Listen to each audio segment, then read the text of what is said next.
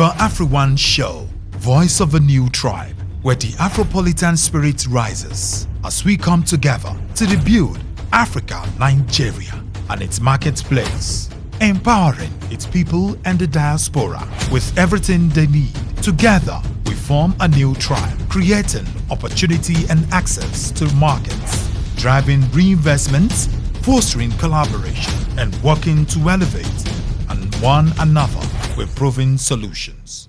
A true revival in Africa is possible, despite the challenges, though through intentional development that drives innovation, delivers mutual benefits, and inspires a culture of ownership for Africa and Africans.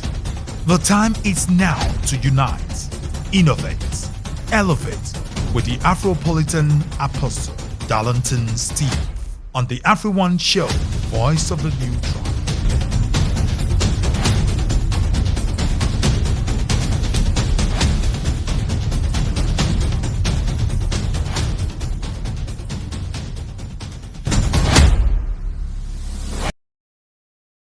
Hello, family. Welcome to the AfriOne Show with your host, the Afropolitan Apostle. I believe that you all are blessed and are well rested. And today it's going to be an interesting conversation with my guest. I'll use her first name, Anna.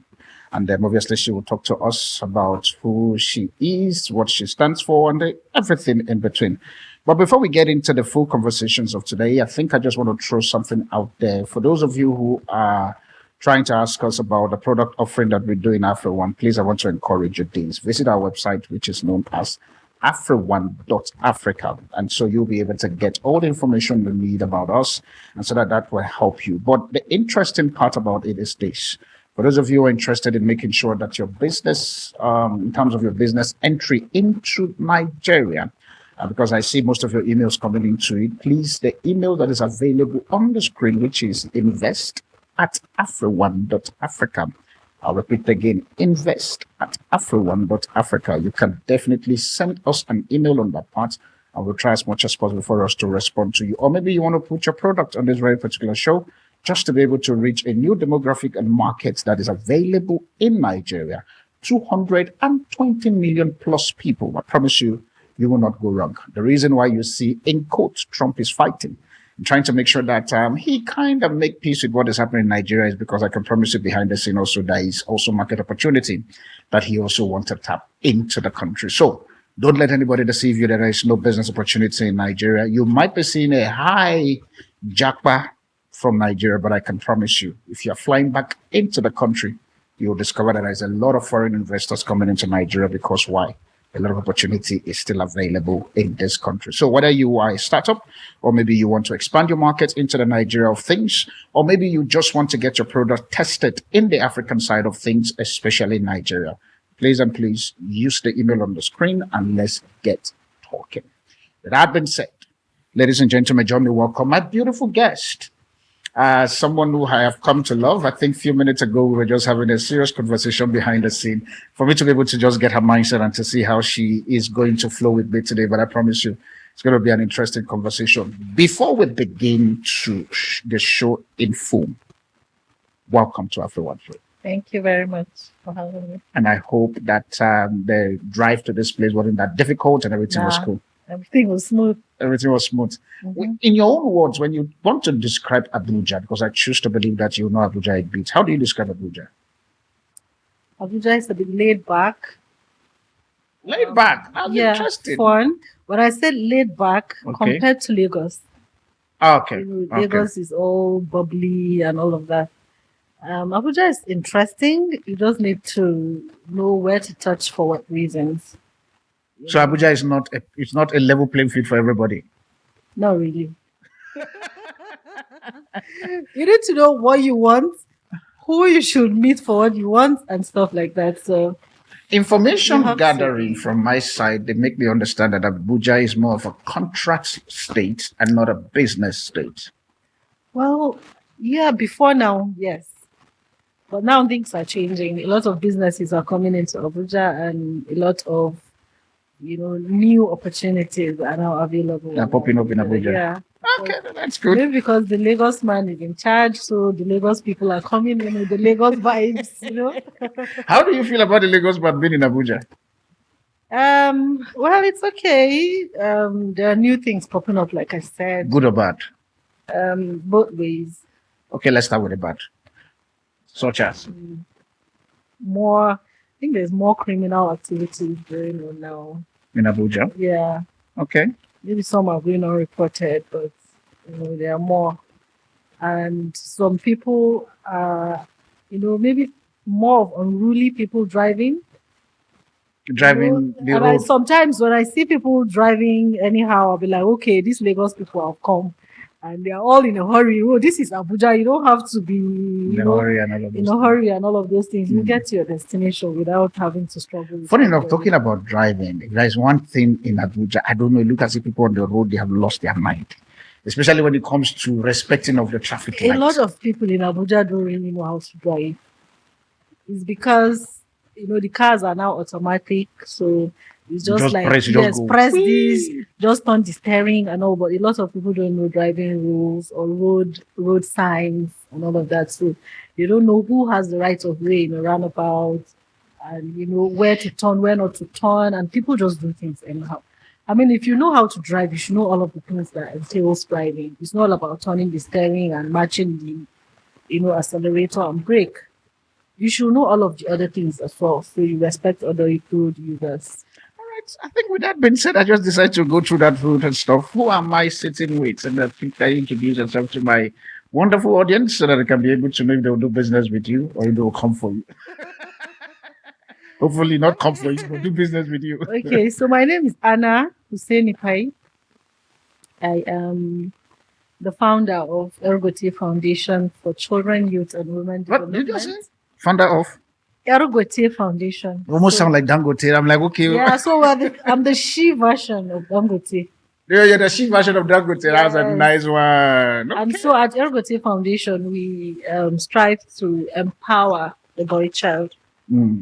Yeah. Why the boy child in particular? So I get asked that question a lot of times. There are so many reasons why. Okay. I'll give you a few. Please. There's a lot going on with the boy child. And when we look at the vices going on in the country, okay, when you look at the bandits, when you look at the kidnappers, one chance people and all of that, they are all or mostly constituted by the boys. Okay. You hardly will see a woman. When you see a woman, she's probably a decoy. They're just trying to use her to lure their victims. Okay. So because of the absence or the inadequacy of mentorship and certain values and skill sets, it's easy to recruit them into this vices. Okay. And we have lost it quite a long time ago as parents, as governments, as a society, that the boys of today are just left alone to do certain things on their own, take decisions on their own, or to take clues from the internet. So it's easy to lure them into these things because of the promises that comes with it. And they don't really look at the end results, that they just get killed, or they wouldn't end up, right. So that's just one reason why we're trying to empower the boy child, so that you can, be able to decipher what to do and what not to do, or what is right and what is not. The boy child. Yeah. We get to see currently now, like you rightly say, in terms of when things are happening in Nigeria, let's bring it back home. In terms of negative side, we see the boy child. Now, my question to you now will be, how then do you structure the boy? Because the boy child, literally, before they come to your foundation, their parent, they've spent some ample time with their parents. Chances are by the time they get to your part, it's either there is a bit of a mess up that you now need to do a damage control and stuff. If you were to address parents right now who are parenting their boy child in quote, what will you say to them so that we can then begin to find a way of driving a proper solution in helping the minds of a boy child? You see, it's in Nigeria, like you said, let's bring it back home. Yeah. It's a systemic problem. Systemic problem. Yes. The home or the government? Yes. Now, when you go to our institutions, that's for those that even go to school, for example. Okay. A lot of the teachers did not really maybe pass their exams. Okay. Yes. So, this let my people go syndrome has been on for maybe more than a decade now. So people just... What is let my people go syndrome? So in school, okay, you don't pass your exams, or you do not pass your test, or you didn't even write it at all. You just go and you sort out the lecturer. And you just... So that's let my people go. So you just let them go, let them pass through. Okay. So there are a lot of people carrying certificates that they did not even sweat a day for. There was a day, just to prove a point to me, I'm currently a PhD student. And I was really trying to work hard. Oh, things are not being done the right way. And someone like, relax. And I'm not going to call the university, but he placed a call to the office, the exam records office. And we were on a conference call, but I think the other guys did not even notice that somebody joined the call. And he said, oh, I need certificates. I need certificates. And the guy was like, what department? And he mentioned the department. So how many years back? And he just told him that he'll pay 300K. For certificate. In this Nigeria. He just said 300,000. And the the guy that made the this call, person is needed. nobody, he just needs a certificate for somebody. They've been doing it. So it's a regular thing. And so when he said 300K, the guy that made the call now said, oh, I'm going to take 100K for me. He said, no problem. So that's 400,000 now. He will get 200. And the guy that made the call will get 100. And he told me they will go back and slot you guys are shocking me every day. everything. They will slot in everything. Like, even if they go back to check, you will have exam records and everything. What? Yes. So somebody is just sitting somewhere and you present him with that certificate and he gets a job. What exactly is he supposed to do with that job? Well, this kind of certificate you're talking about, because now you are peeling the carpet. Let's stay there. Yes. This kind of certificate you're talking about, is it a specific... A university certificate. So now let's assume a father gets hold of this certificate. Please, what exactly are you going to teach your child? How are you going to mentor your child? How are you going to work with your subordinates, for example, if you get a job and you're a boss? And this happened in Nigeria. I just gave you just one. Okay, I don't know one. So that my shock can be many. Let me just hold a barbed wire. So, that's why I said it's a systemic problem, because we have a lot of people like that. The one I was told is the NYC thing that they... I didn't know that you guys... So it's like step by step. So if you go to a university and you pass through all of the hurdles you need to pass through, why would you need to pay NYSC? You'll be looking forward to serving your country. The people to serve Nigeria. Yes. The current Nigeria we have. I proudly did. You proudly... I was happy to. You were happy to? Yes. What contribution did you make at that very particular point? Oh, because I worked in the office where I was posted to, and I'm sure I left some positive footprints. Do you think that the average Nigerian at the moment still look forward to serving Nigeria? Maybe some of us still do, because I still believe in... That's your belief? I still believe in the Nigerian project. I still believe that we're going to get it right. Okay. It's going to be tough. Some of us have to just come out and, work with all sincerity of purpose in trying to get it back on track. It's going to take many, many years. 65. How many years again do we still have to wait? I believe strongly that Nigeria is going to get it right. After 65 years? If I have maybe like 10 of me. If you have 10 of you, yes. How many years do you think you will use to get a Nigeria right system? Oh, well, we just need to kickstart it. You're a visionary. Yeah. The last time I checked, you said you're a person of the future. 10 of you, because you said 10 of you can make a difference. Yeah. If 10 of you will be put on the table now, how many years do you think you can take Nigeria into the right direction? And maybe what direction? Maybe the next 20 years. So that which means at 80. Yeah. That's when Nigeria will get it right. It doesn't matter. And bottom line is, we are on the journey to get it right. So how come it's hard for you to find your kind at the moment for you or to come I'm together? I'm beginning to find them with this boy child project. People are coming out. The boy child project. Yeah. We currently see that there's a lot of mayhem that is being done by the boy child, like you're currently saying. Yeah. your foundation currently that you run, what are the metrics that you put in place for you to be able to get this very particular boy child, for lack of better word, for their head to be correct?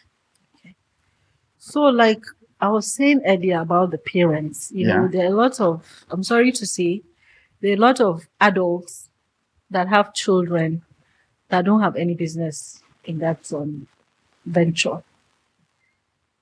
Honestly. So having children is a venture. I just let me use it loosely. Let me use it loosely because parents who are in a venture of having children, that venture, can we close the venture? Is it not to start at CSC? You know, it's just, for some people, it's just like a process. Okay. They've given birth to me. I've gone to primary school. I've gone to secondary school, I've gone to university. I have served. I've gotten a job. So the next thing is to marry. Okay, I'm married. The next thing is to have children. What are you imputing into these children? Okay. So we have a lot of adults that needs parenting as well, being parent.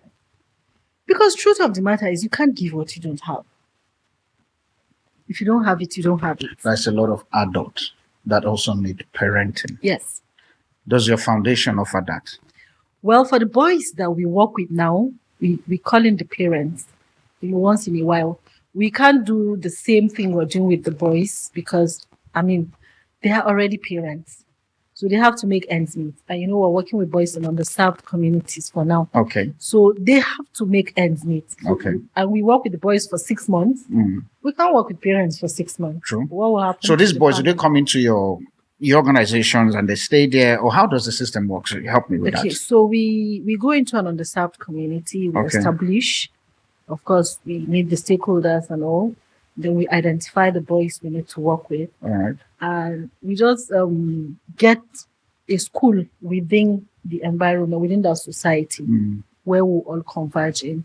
We're hoping to build a safe space in the very nearest future where they can come into and make it shorter. But for now, we're having to make do with what we have. So they come in, we meet them 3 days a week, 2 hours every day. Oh, those 3 days. 3 days a week. Yeah. 2 hours every day. So for 6 months. So which means per week, it's 6 hours. 6 hours. It could be slightly more, depending on how the conversation goes. Yeah. And the result in that very particular process, how is like? It's fantastic because this is our second year. Okay. And, whenever we start, maybe into the first month, we get other parents coming around to say, oh, I noticed my neighbor's children. And so I want mine to join too. Also, parents voluntarily bring their children. Yes, when we eventually start. Okay. Oftentimes, when we eventually start, maybe somebody's in my church or somebody's my neighbor and those sort of things. So they're already noticing some positive changes in their neighbor's children, and they want something like that for their children too.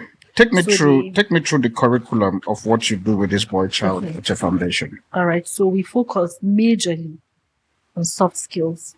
Soft skills. Yes. Okay. Because I'm a strong believer that every child can aspire to be anything they want to be. And it's very okay, irrespective of if they are in an underserved community or in a served community, it doesn't matter. There are a lot of diamonds in the rough that we don't harness because they are, in the outskirts of town. And a lot of things don't get to them. Their schools are overcrowded, that sort of thing. So they are just left to their fate. But because you are in an underserved community doesn't mean you can't aspire to be a doctor. Okay. For example. So we don't want a situation where we go and we say, oh, okay, we are from Ergote Foundation and we want to teach 200 boys how to become tailors. Maybe tailoring is not what you want to do. So, but we believe that with soft skills, you can be a better version of what you want to be. What are the soft skills you put on the table? So we teach them communication, for example. We teach them empathy, emotional intelligence, critical thinking, decision making, and many more. Because we believe that with all of this put in place, they will begin to think deep. Okay, maybe I can even fix, I used to fix touchlight or I used to fix radio. That's tilting towards engineering. So what if I harness this thing very well, or I'm serious with my studies? I could just become an engineer if they have not identified that that's where they're tilting towards. Okay. Okay. With the way the world is going right now, with the internet of Things, yeah. Everywhere. In the underserved communities, not a lot of them have access to the internet per se. But when you see one child having access to a phone, you see boys crowded around him. And when you go close, you see that it's the negative things they are watching. Okay. So with what we're teaching them, they are realizing that we can do the positive things too with the internet. So if we have access to it, we can look up certain things that will affect us positively, that will, have a positive effect on our education, on our lifestyle, and all of that.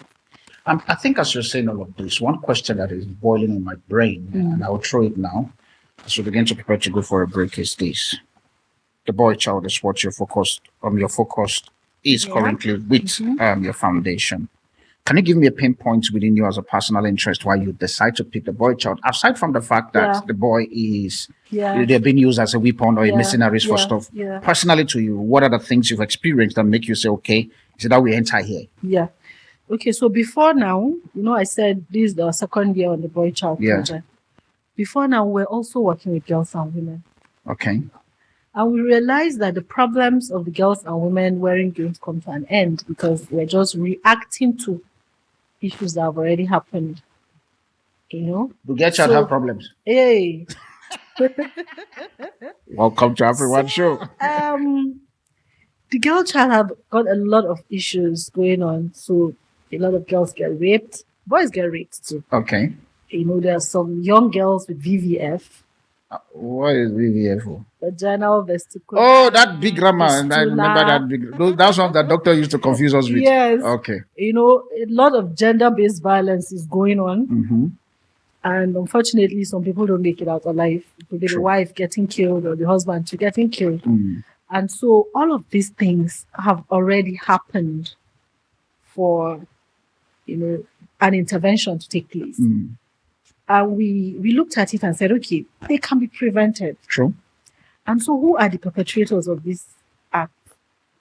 Is the males, the boys, or the men? And like I said earlier, you can't give what you don't have, right? So it's what is in you that you can give. So for whatever reason that rape gets into a man's head, that's what he will give. Okay. For whatever reason that being physically violent gets into a man's head, that's what that's what he knows to give. And so what we're doing with the soft skills is to teach them to prevent these things from happening. Okay.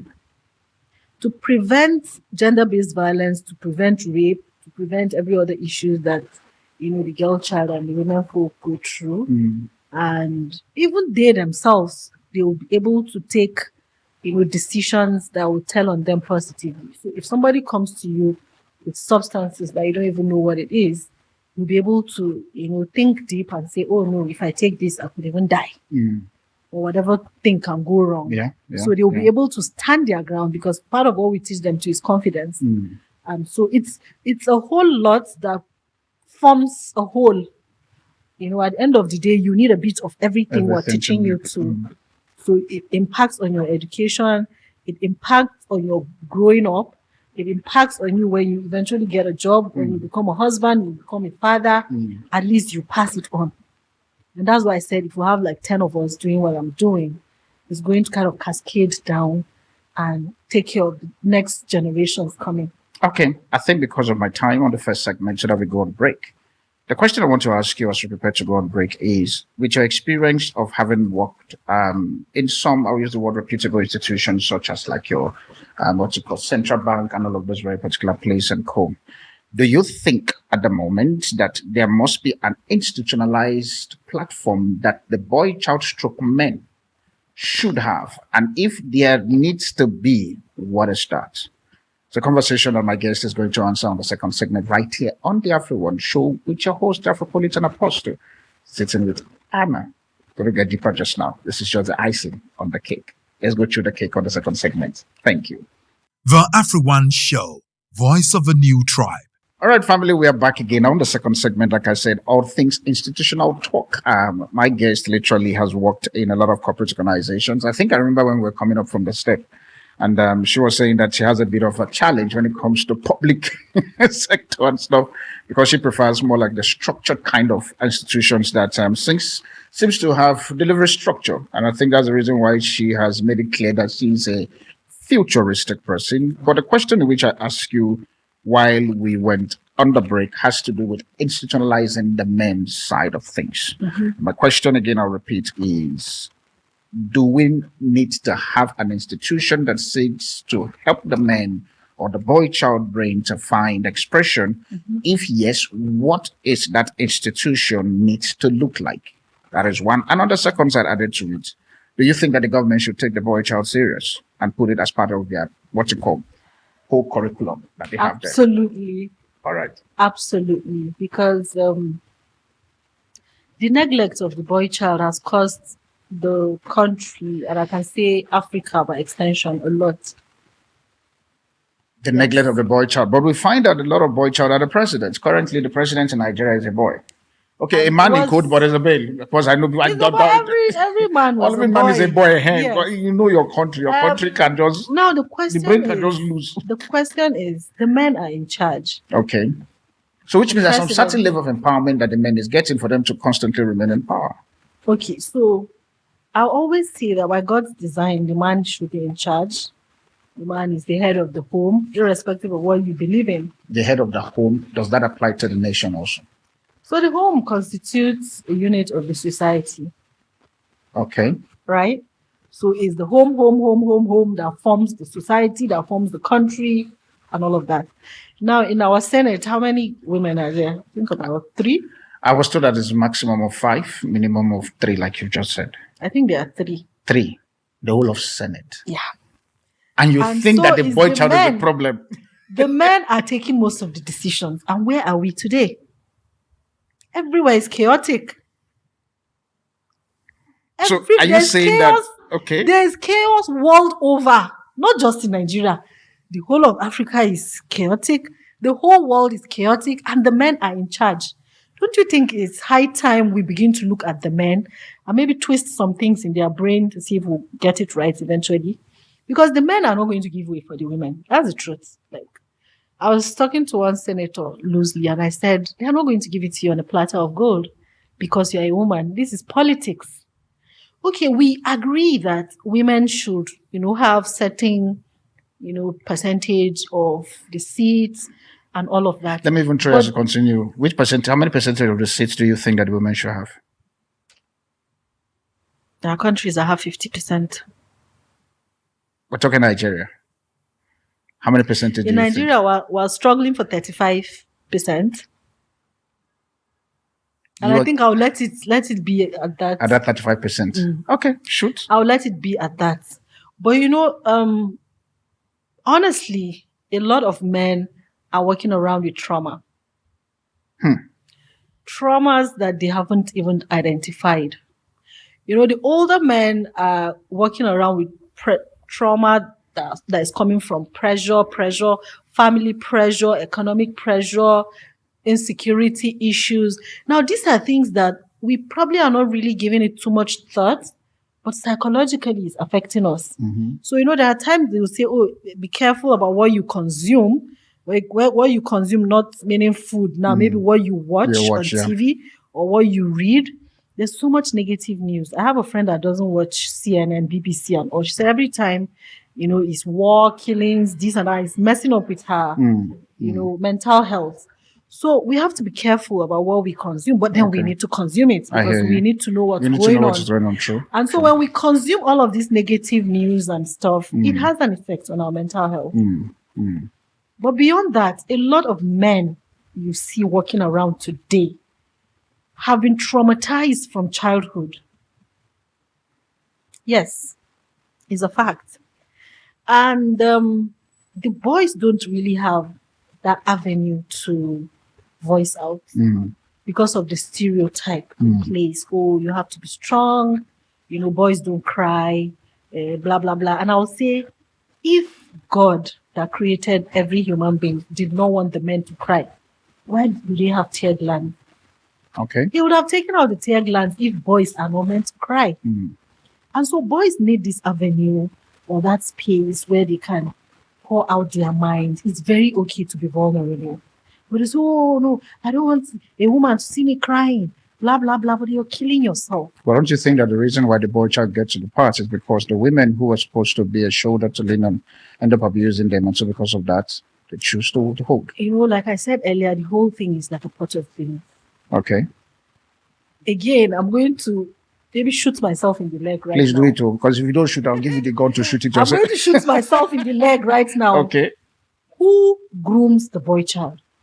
Mothers. Mothers. Mm-hmm. So there's another problem coming from there. So you people the problem, finally. But we have to fix it. We have to fix it because Okay. it is the same mothers that groom the boy child and the girl child. And that's why I said I'm about to shoot myself in the leg. Okay. Now, we groom these genders differently. While we buy baby dolls for the girl, kitchen stuff to teach her how to be homely and take care of the children, we buy guns and warships and cars and balls for the boys.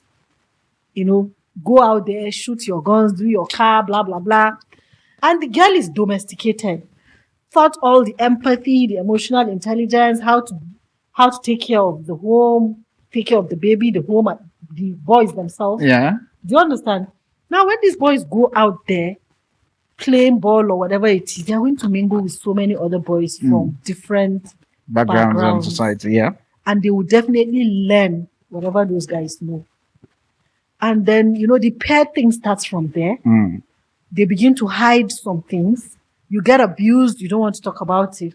Just like you said, the shoulder they probably should lean on end up abusing them. I've come across too many men that were abused growing up. And some of them would say, this is the first time I'm talking about it.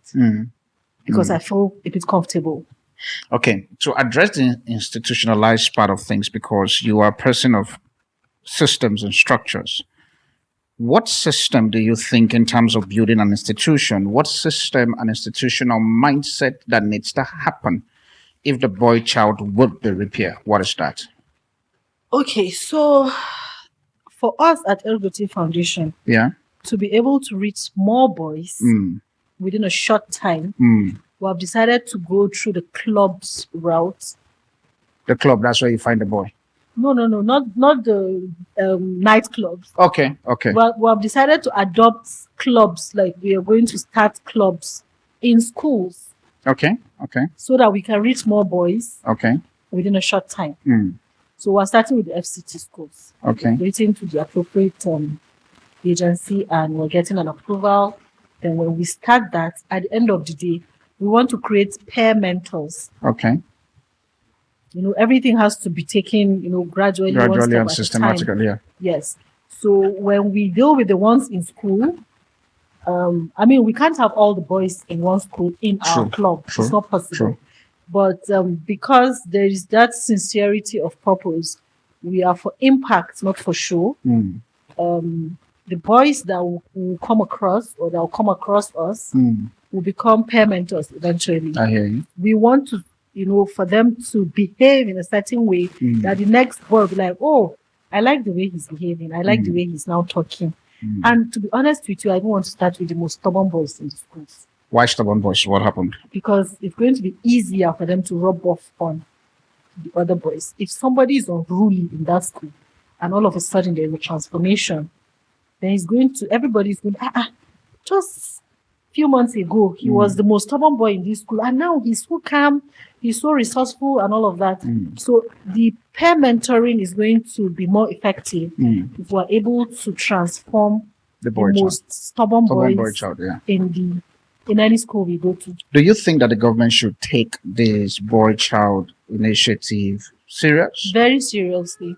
And they should include it Very in... seriously, because like I said, the men we have today, if you're going to call for a women's conference and they begin to tell you the kind of things that you go to, there was a question you asked that I didn't do justice to. Okay.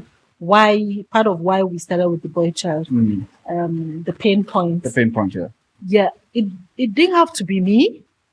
But I've come across a lot of women that they are still going through a lot, and they don't have a voice. Okay. They don't have a voice to, speak out or to stop all the nonsense they are going through. And like I said last week, we now have too many empowered spinsters without corresponding empowered bachelors to marry them. You are too fast in that station. Because you do that. Well, sniper. Let me repeat, we have too many empowered spinsters. Okay. Eligible for marriage, looking for who to marry, but we don't have corresponding eligible bachelors. We have, let me just paraphrase. We have empowered women, single ladies. Yes. But we have de-empowered single men to correspond. Because home and abroad, for so many years, the attention has been on the girl child. Okay. So we've gotten to a crescendo where, okay, now the girls are empowered. Then what? But don't you think that the problem, and I think I'm glad that you said to go that route.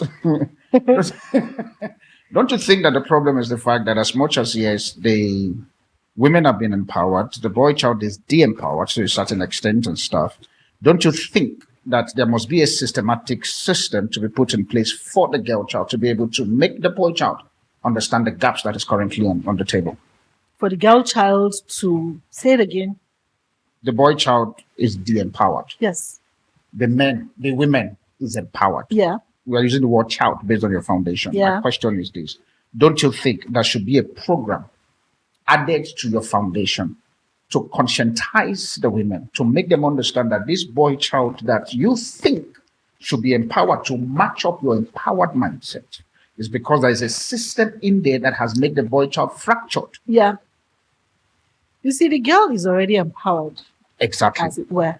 But the gap of the man. The gap, like I said earlier, by design, the male, the man, the boy is the head. And it comes with this, let me use the word ego. For the man. Okay. It comes the way you even say for the man is like, you're looking for to come for the man. Shoot us now. You have to shoot us now. It comes with these expectations. Okay. There are men that I know today that I feel like, oh, you're so exposed, you're so educated. You shouldn't be behaving in certain ways. Okay. You shouldn't be taking certain decisions. But because those soft skills are missing, part of what we teach, or the first lesson we teach these boys is self-discovery. Okay. So you become self-aware. You know who you are, your values, your triggers, what makes you happy, what makes you sad, and all of that. What are your goals? It helps even in decision-making while in relationships. Because when you look at the goals you've set for yourself, you know if this lady fits into your goal in the first place. But people are mostly blinded by, oh, she's very light-skinned, she has a round, bottom, and blah, blah, blah. And they leave the main issues they should be looking at in getting a partner. Yeah. And then when you go in, this fight for supremacy begins. I always will say marriage should be seen as a partnership. It's not a competition. It's not a slave-master relationship. I'm in charge. You are in charge. Naturally, you are in charge, but you don't have to shove it down the woman's throat that you are in charge. If you are in charge, you will have the requisite skills to just take charge without saying it. And that's why I said earlier that it is the easiest thing for a woman to do is to submit. Okay. But she has to be submitting to something. The easiest thing for a woman to do is to submit. Or she has to submit to something. The man has to bring something to the table that she's submitting to. What do you expect the man to bring on the table for the woman to submit? Well, it's quite a lot. Give me two. Because relationships, that is core.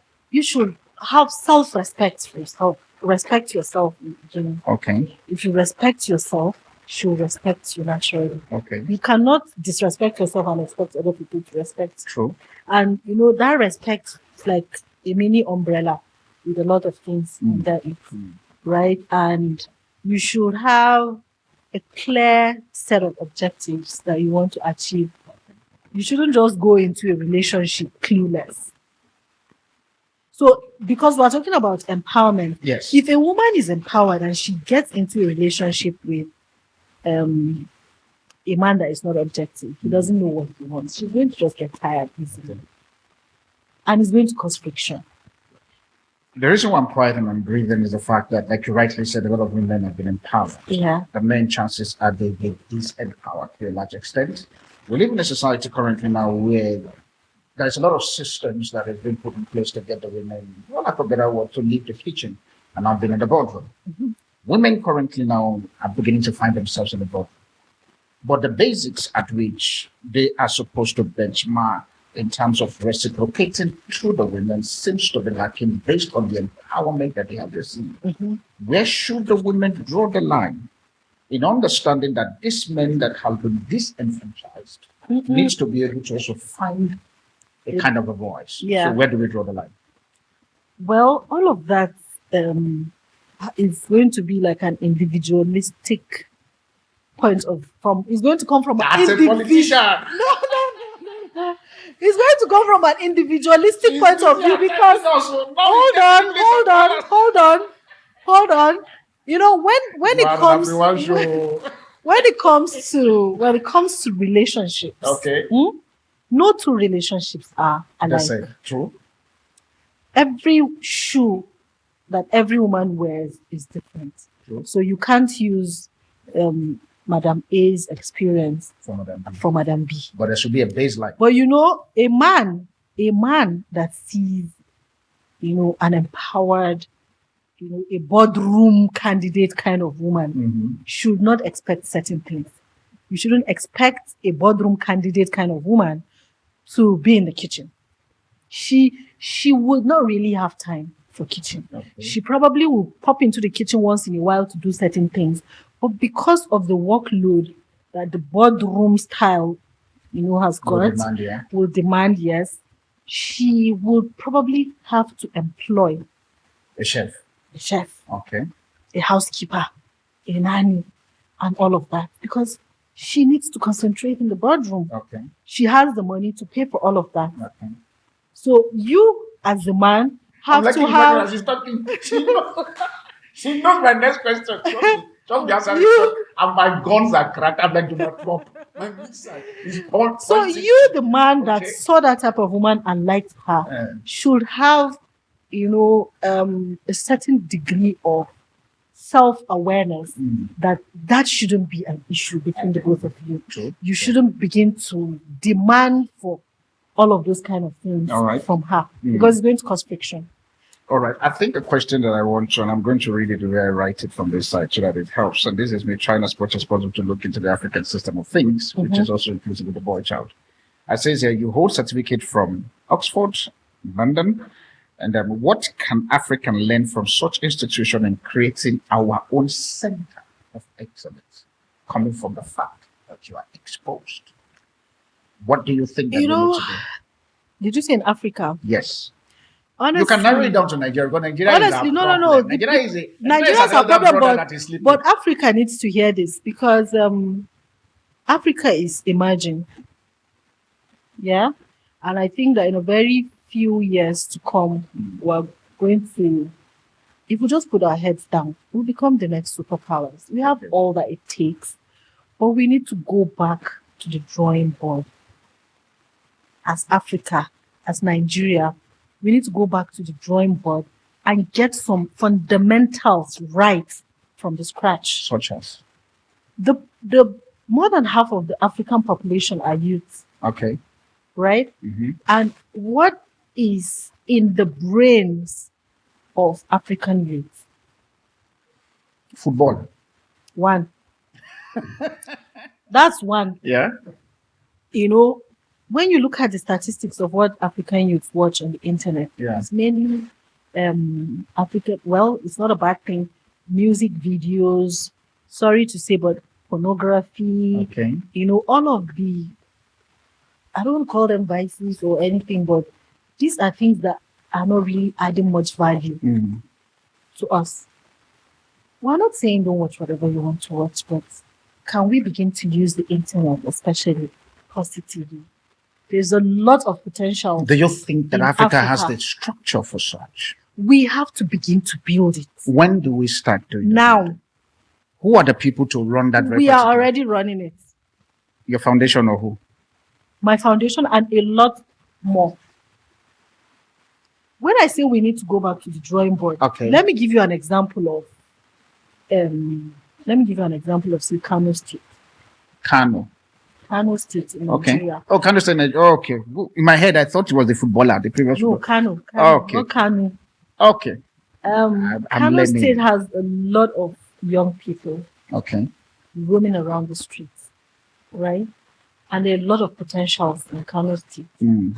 They have a lot of agricultural produce, a lot of cash crops, food crops, animals, that could be processed into so many things.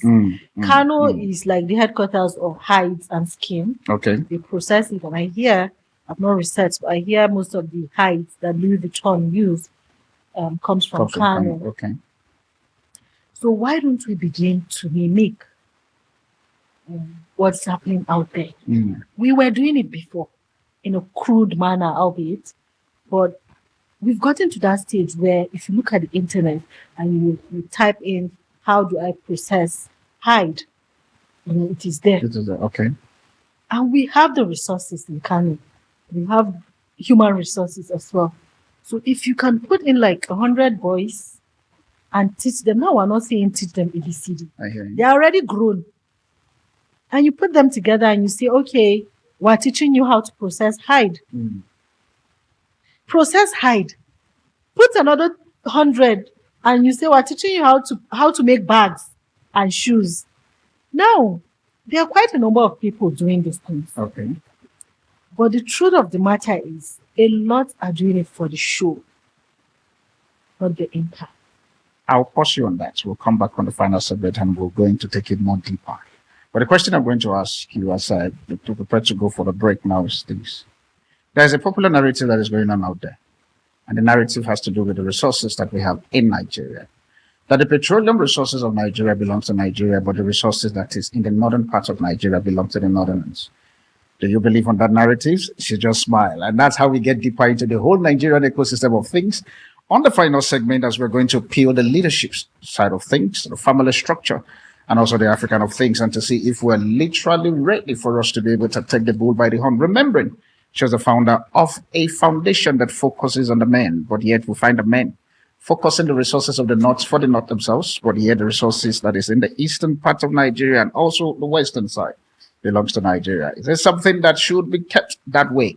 Or it should be a consolidated resources that needs to benefit us as a people in Nigeria and to a large extent, Africa.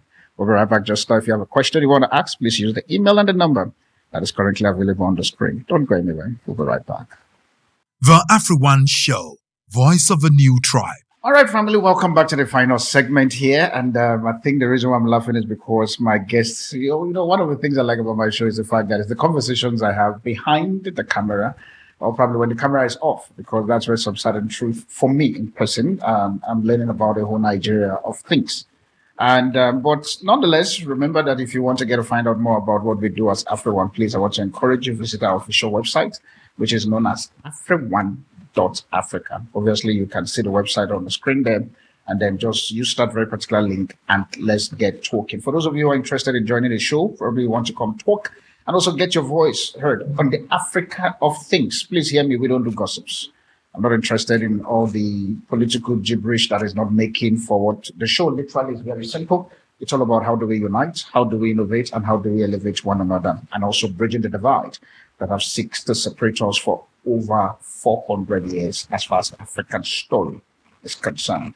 And so with that being said, I'm still sitting with my beautiful guest, the person of Miss Anna, who is here with us. That we're talking about all things boys child and also institutionalizing and also creating a solution around the boys child. And for those of you who literally want, maybe you have a son, and I choose to believe that either you have a son or you parent a son, or you know somebody who has a son or whatever, or you have a brother. I want to encourage you, please, and the information of her foundation literally will be on the screen right now. And then please, I want you to reach out to them, especially if you are in the Abuja of a place. As to outside of Abuja, it's a conversation that we will talk behind the scenes to see if that very particular place is available. So use the email, our foundation website, and even the number that is currently available so that you can then be able to get hold of them. The boy's child needs to be fixed, whether we like it or not, because for the longest of time, we've empowered our women to such a level where now the boy's child are afraid coming into the picture. I think I remember saying to somebody, I was saying to a particular guy, a friend of mine, in South Africa. No, I think it's the one that I don't want to mention your name because of your profile. And I said to him, and this question is very interesting. I said, if you the thing about the boy child issue that we're talking about, I said, you keep complaining about the women that you meet. Have you sat down to ask yourself, what do you bring on the table if the woman literally can pay her bills, can fend for herself? She has everything put together. She's an A-class woman. Have you sat down to ask yourself, you meet that kind of a woman as a single person, what do you think you can contribute to her life? Because whether you like it or not, that woman still needs a contribution. It was a conversation that my friend and I will literally talk to the point that he asked me to go to open a school officially for a boy child. So my friend, she has a school. I don't need to open any school. Because at the end of the day, and I think, let me even say this, as I think I'm using this to just prep my guest for the question that I asked about the whole concept of the resources that is available in Nigeria, where the resources of the North literally belongs to the North, but the resources in either of the regions belongs to Nigeria. What's the story behind it? And I choose to believe because she's a Northerner, from what I gather, and so she'll be able to help us bridge the divide and to see if that concept is right, because I'm glad that she's a Northerner. The concept is right, and hopefully if she says no, how then will she be able, because the boy child that is sitting there, how then will she be able to make them to understand that we know? So, but with that being said, please and please, I want to encourage, find a way. Men, I'll say this to us. We are currently having women that are empowered. I'll tell you point blank, I'm a man. Women that are empowered, women that are smarter, and chances are they are smarter than even you as the man. But the thing I'm going to advise you for you to do is to begin to find a way to bridge the divide, because I can tell you point blank, the women, regardless of how much empowerment she still carries, there is still a gap that you can literally be able to fit in. Unless you're watching me correctly and you're saying that, okay, I don't know what to do. I'm dating this very particular lady. She seems very empowered and all of that. I love her, but I can tell you point blank, love her will not make her say to you, I do. I can tell you point blank. Now, there are systems that you need to put in place. There are mindset that you need to carry. There are provision that you need to bring on the table outside of the physical cash provision. Because remember, I say she's well empowered. Chances are she's driving a Bentley, and literally you are still driving your Legacy Benz. But how then do you bridge that very particular divide? If you are interested in that very particular conversation, I will encourage you, use this number, join the link so that we can be able to talk as men. Let's begin to provide solution that would help us bridge this divide that is currently widening. But that being said, welcome to the final segment. Thank you. Now, the question I ask, I believe that you've been able to take your mind and process it properly. What is the answer towards this divide in the resources sharing that is in Nigeria? It's a yes and a no. Okay, I like starting from the no. What is the no? Okay. I know for a fact that there are mining corporations that have gotten licenses from the government to mine whatever it is they are mining in the North. And yes, we have illegal mining also going on. However, when you look at the crude oil as well, there are illegal miners as well, mining and even processing the crude in the But south. how come we don't hear about the resources in the North? It's very quiet, but we hear all about the other resources If you check maybe the website of the Ministry of Mines and Steel, I know for a fact that a lot of organizations or corporations have mining licenses in the North. Yes. But again, like I said, we're not shying away from the fact that there is a lot of illegal mining going on. And then the money is realized from the licensee comes into the coffers of the government. But it's a license fee. But what about the proceeds out of that very particular? Well, I'm sure they are processing all of that as well. It's not just going to be like, oh, we've given you the license, go and mine, and that's all. No. I choose to be the devil's advocate at the moment. You got to find out that most of the Northerners literally, if I'm not using the word most, of the Northerners literally owns most of the resources that is available outside of the North. But outside of the North, guys do not own resources that are in the North. So why? That's not entirely true. That's why I said most. I didn't say all. Because I know that there are quite a lot of people from the southern side of the country that own mining licenses in the north. Yes. Yes. And I need them on the show. How did they Maybe get that? we'll dig them out, but I don't know Okay. but the records should be there in the Ministry of Mines and Steel. Okay. Yes. Ministry of Mines and Steel. Especially in the present with the present government. Okay. Yes, there are a lot of people from the south that have mining licenses in the north. Okay. Yeah. All right. On the African of things, a question I want to throw at you before we even get it. Let me even throw this one in Nigeria.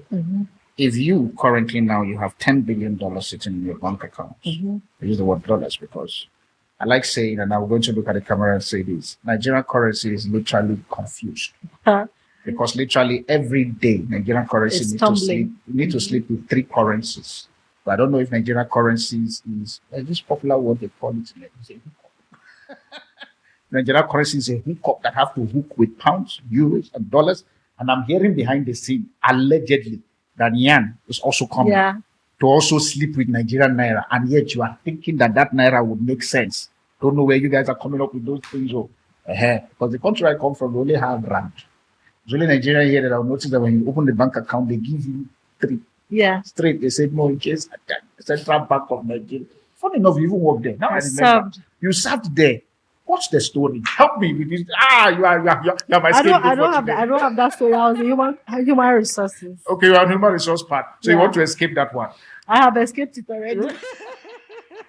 But because you work there, I would need somebody to come on the show to talk to us about finance. And this drama that is happening between Naira and all of these other guys that this Naira is going out to. We'll see what we can do. No, we need to do that. She said we will see. So guys, in case if you don't see anything, it's because she has not seen what we can do. I'll put you on the chopping block. No, Allah. All right. $10 billion is given to you at the moment and stuff.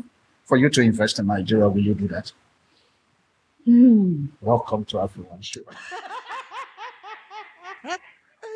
And yet you want to empower Nigerian men. Well, no, you see. That's how I get my people. The truth of the matter is that, yes, ma'am.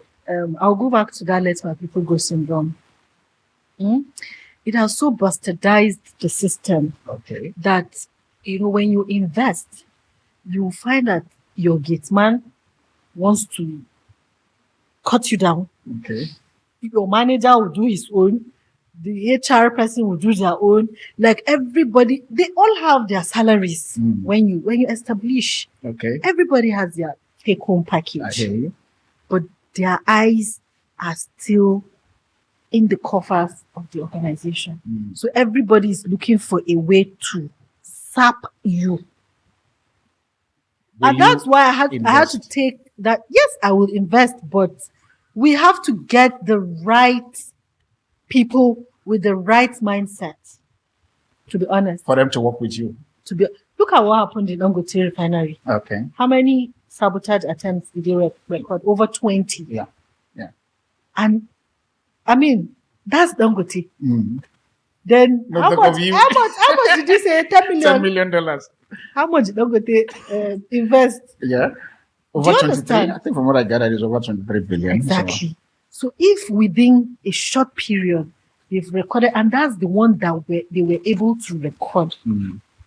Now I've seen a situation where a tanker with fuel in it was moving, and they stopped and sold in jerry cans some of the fuel, and they stopped Merua.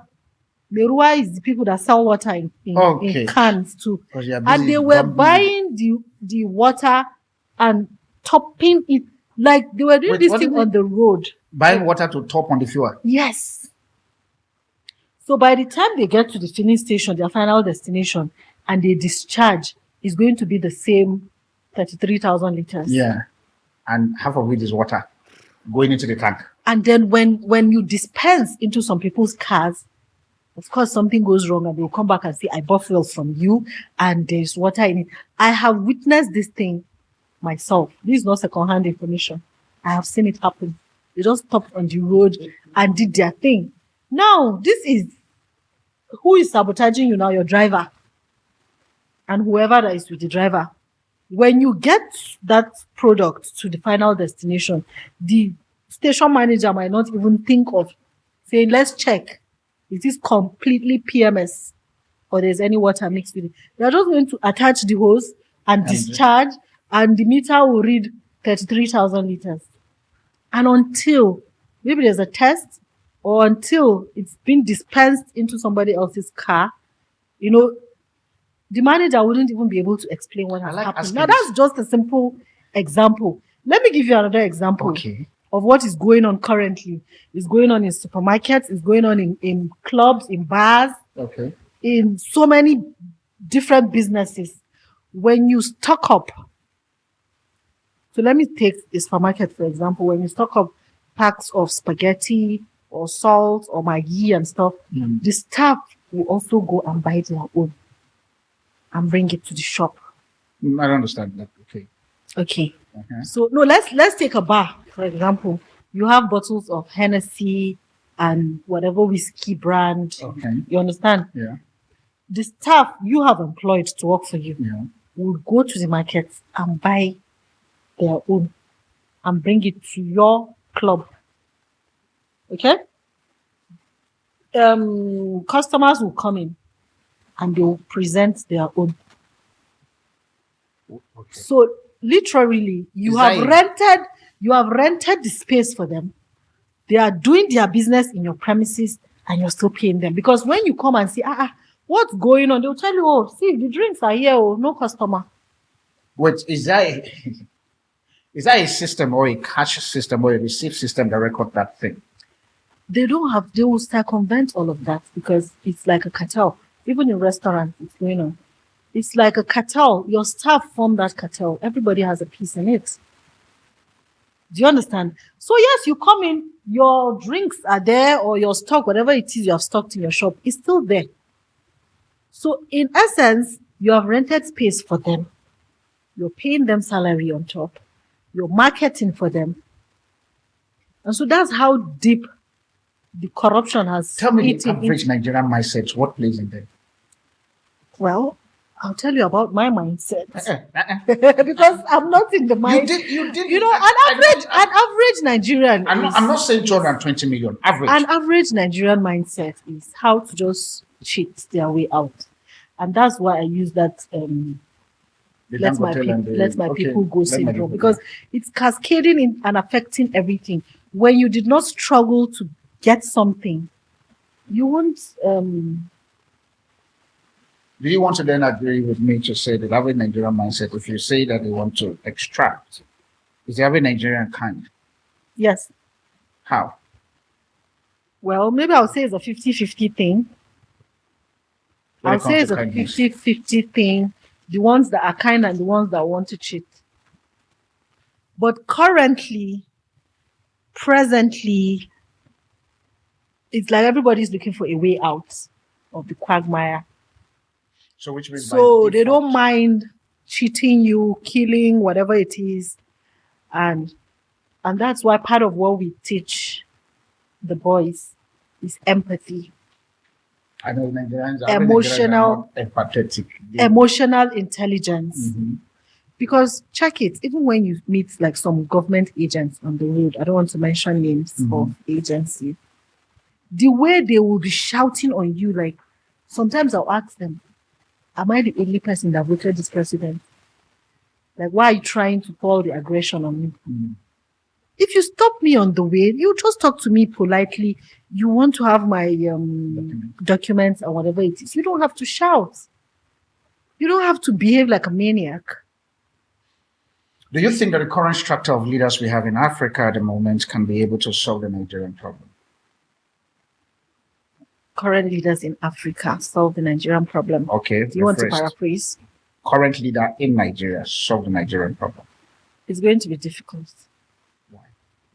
Because they already have a certain mindset, and the mindset is to grab as much as they can. I don't know where they're grabbing all these things to.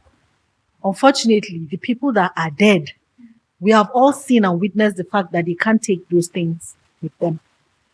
They are grabbing too much. I mean, there's enough to go around. Just do the goddamn work and chop what you want to chop, and it will go around. Just do the needful. And do you think, it's not rocket science. Do you think, from your own standpoint, your personal opinion, that Nigeria is ready for foreign investment into the country, especially coming from the diaspora community? Welcome to the show. It's not whether we are ready for. No. It's even my brain is still. That's the AfriOne Show thing. The thing is, like I said, Yes, ma'am. we need to go back to the drawing board. Okay. We have to solve the big problems, starting with very little solutions, like teaching the soft skills, for example. I'm big on soft skills. Okay. Because I just feel like it's like the glue that will hold everything together. So, for example, you have doctors, medical doctors molesting their patients. Yes, it's happening. You have nurses that are very hostile to even women that are trying to have a baby. Something is missing. True. Because that example I used, Exactly. that's way too. Yes. It's way too serious. Yes, there's a doctor in National Hospital here that is currently in prison. I think he's the head of pharmacy or something. Yeah, if you check it on the internet, you'll find it. He's currently in prison for molesting a boy. Yes. And you see there are some health centers you go around in the country, and in the delivery room, they even call it labor room because they are going to labor. But I mean, that's the delivery suite. And they have a cane. They keep canes. To do what? So that when they tell the woman to push and she's not pushing, they will. Yes, it is happening now. Something. And the people are killing, but they are alive. Yes. So they are doing that to make you push or to respond to their instructions. You understand? Or to open your legs and push. Now, yes. Now, some things are missing. Very missing. Because those people should be dead. And those are the things I'm talking about. The soft skills. Another example, all of us here have had and are still having issues with tailors. With who? Tailors. Okay. Everybody, there's nobody that have not had one issue or the other with tailors. What is the issue? Disappointment. Promise and fail. Now, if you take the tailor example, what are the things missing in a tailor that will keep disappointing his customer? Time management skills, organizational skills, and communication. No, communication is a problem for here. It is. Because everywhere it's a problem. People are just aggressive. Some people, I think day before yesterday I was driving and I allowed some people, to pass and get into and one man leveled up to me. Do you want to sleep on this road? Do you want to sleep? How many cars have entered your front? And I was like, is he asleep? He was now trying to drag with me. Yeah. And you know what he said? This is company motto. If you scratch it, it's not my business. It's your motto that will scratch. And I said to him, at your age, you're vomiting this kind of thing. I wish the boss would hear that. Exactly. Unfortunately, the vehicle wasn't branded, but he said it like 3 times. Because when a traffic jam, and so we're not really moving. And so he was just throwing his jabs at me, and I was giving it back to him. And I said, look at you as old. Yes, because I schooled him. Okay. And I'm sure that when he goes back home and lay down on his bed, he must remember all of the things I said. And I said, look at you. At your age, you're saying to me, this is a company vehicle you're driving. And now it brings us back to, investing with that kind of mindset. They want to invest in country again. Exactly. So if we have tailors that we impute these soft skills into them, like guys, if you give somebody 2 weeks, you should structure your time in such a way that it's going to happen in 2 weeks. And the organizational skills now comes in on how to organize your work. And if for whatever reason you cannot give that person his clothes within 2 weeks, communication skills now tells you to pick your phone and call that person before the expiration of 2 weeks. Don't wait for the person to come and start fighting you. And everybody will be happy. Okay. I think because this final segment, chances are I'm going to bring you back again in part two. And this part two will not be all things. Let's just stop Nigeria and its wahala. It's going to be titled Nigeria and wahala. Okay. But now, based on the conversations we'll be having, especially on the first segment side of things, and I'm going to be biased in my questions, I'm going to throw at you and stuff. That's your camera. I'll need you to send a message to your fellow comrade, which is women. Okay. In terms of parenting the boy child, what must be the template that they're going to use? Because at the end of the day, obviously you may not be able to give them all the templates so that the boy child can come to your foundation. Because at the end of the day, it's still a business for you. But what are the basic template that a woman, your comrade, would have to learn in taking care of the boy child? That's your camera. Talk to your comrade. Hi, comrades. The truth of the matter is, we as women, we always have this picture of the kind of man we want, the way we want him to behave, the qualities we want in such a man. Now, assume that we already have children, my comrades. Assume you have a girl child and you want her to marry that sort of man you have envisaged. You don't want her to probably go through what you're going through. And with that being said, you should begin to teach these boys differently. You should break these barriers, kill that stereotype, and to an extent domesticate the boys. Because we've seen a lot of women go through, I know of one that had a baby through CS. And immediately she got back home, the husband was demanding for pounded yam. Yes. Pounded yam after CS? Yes. They should pound that man. So yes, but it's serious. A lot of women are going through all of that kind of shit, and some of these things can't even be said on camera. The kind of issues that women go through. But seriously, we need to step up our game, and because we're not in the era of our mothers anymore. Things have changed. Things have changed, so we need to change with the times. There are a lot of information out there. I mean, information overload. So even if you don't empower a girl, she has a lot of resources to go through and get empowered. So I know that there's some women behind the scene, some older women behind the scene that are instigating some of the issues. And they'll say to the girl, don't take all the nonsense we took. They are not saying it openly, but I'm going to say it now. Stop it. Let's balance the grooming. And on the other side, some mothers will say to the boy child, don't allow her climb your head. Stamp your ground. You are the man. Take charge. So, I mean, when they meet, what do you expect? Fireworks. Tornado. And so the rate of divorce is getting out of hand. Every week I come across women that are on the verge of going process or have finalized. It's not too good. It's not too good. It's un-African. I mean, children that are brought into the world should have the opportunity of growing in a balanced family. And so yes, please, we should up our games and do the right thing. All right. I think the final message in which you are going to do, it's a message to the leader of our leaders in Africa. But I want you, as you are saying that, looking at your camera, you're going to be addressing this leader using this face, President Bola Ahmed Tinubu, as a conduit to the leaders of Africa as to what to do, whatever comes to your heart. That is it. I think before you said that, as you are coining your statement, I remember a little friend of mine, we were talking, she said something, I think over the past weekend, concerning this whole issue of divorce rate and stuff. And she said, when she said that to me, I laughed in my head.